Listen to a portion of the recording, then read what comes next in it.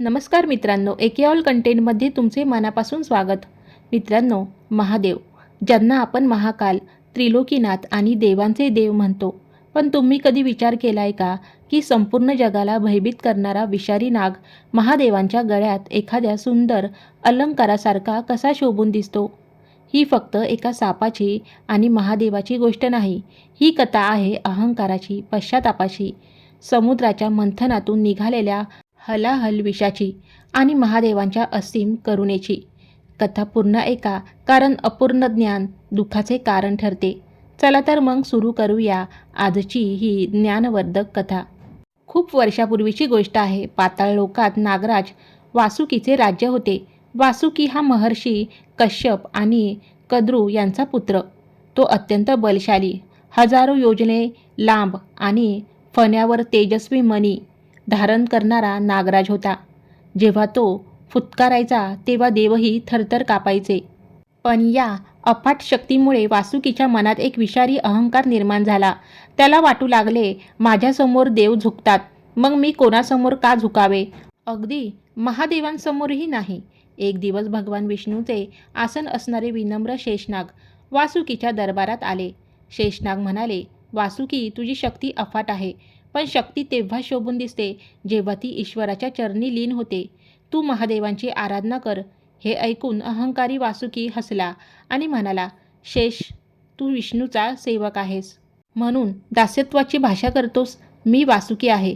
मी कोणासमोरही झुकण्यासाठी जन्माला आलेलो नाही.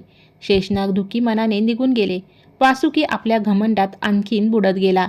काही काळानंतर ती वेळ आली जेव्हा देव आणि दानवांची अमृत मिळवण्यासाठी समुद्र मंथन करण्याचे ठरवले. मंथनासाठी मंद्राचल पर्वताची रवी केली गेली, पण त्या पर्वताला गुंडाळण्यासाठी एक मजबूत दोरीची गरज होती. सर्व देव आणि दानवांनी नागराज वासुकीला विनंती केली. वासुकीचा अहंकार आणखीन वाढला.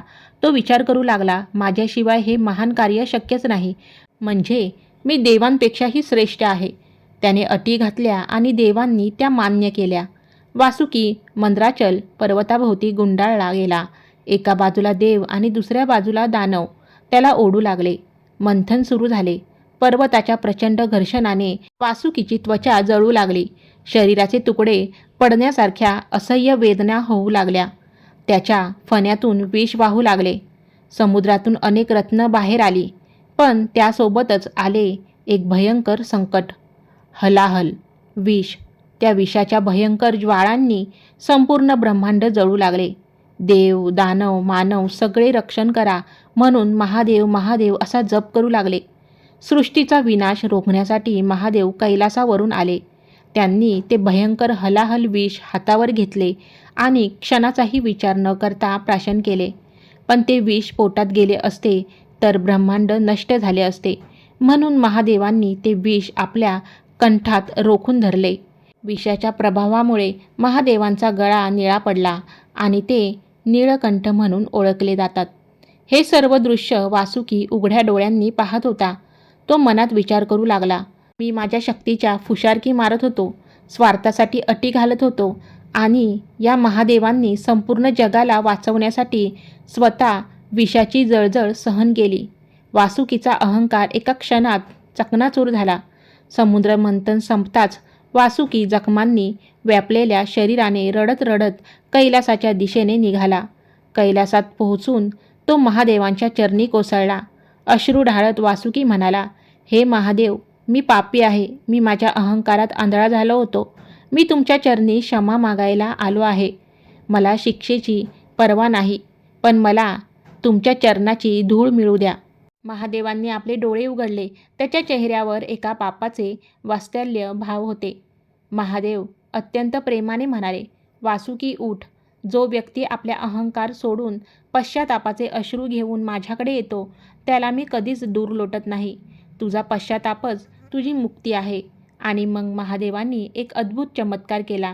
त्यांनी त्या जखमी वासुकीला उचलले आणि आपल्या गळ्यात स्थान देऊन आपला मुख्य अलंकार बनवले.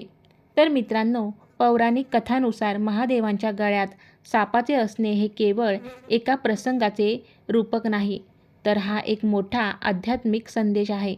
पहिले म्हणजे साप हा मृत्यू, भय आणि विषाचे प्रतीक आहे. महादेवांनी त्याला गळ्यात धारण केले, याचा अर्थ त्यांनी मृत्यू आणि भयावर विजय मिळवला आहे. दुसरा संदेश हा की मनुष्य कितीही पापी आणि अहंकारी असला तरी जर त्याने मनापासून पश्चाताप केला आणि आपली चूक सुधारली तर महादेव त्यालाही आपल्या हृदयात स्थान देतात. जर तुम्हाला आजची ही कथा आवडली असेल आणि महादेवांची कृपा तुमच्यावर सदैव राहावी असं वाटत असेल तर व्हिडिओला नक्की लाईक करा, चॅनलला सबस्क्राईब करा आणि कमेंट्समध्ये हर हर महादेव लिहायला विसरू नका. धन्यवाद.